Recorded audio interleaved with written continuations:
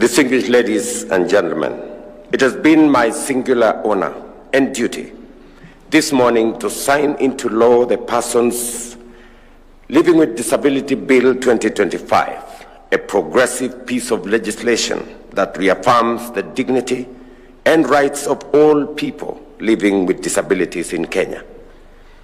This community constitutes a significant segment of our population.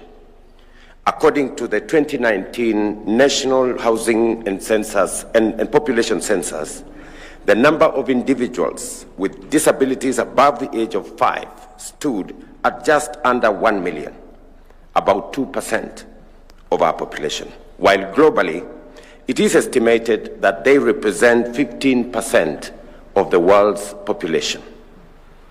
Although this group forms a critical part of every nation's demographic, they continue to face systemic barriers, including challenges in accessing education, healthcare, employment, and basic social services.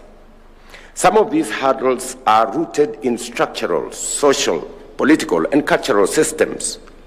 Others stem from institutional and attitudinal barriers that lead to exclusion and unequal access to opportunities.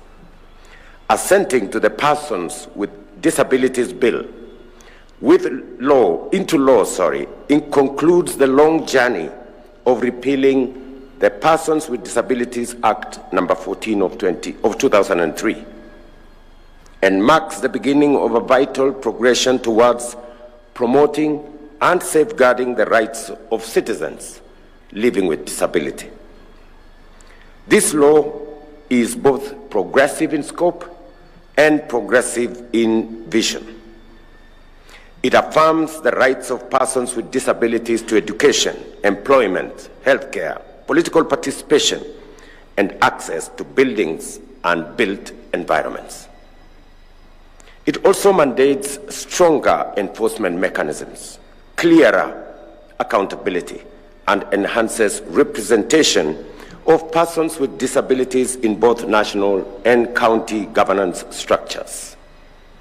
Beyond giving fuller expression to Article 54 of the Constitution, the highlights in the new framework includes a restructured National Council for Persons with Disability, devolution of functions related to persons with disabilities, recognition and support to caregivers, greater access to justice, and enhanced legal frameworks in respect of people living with disabilities, and robust economic safeguards.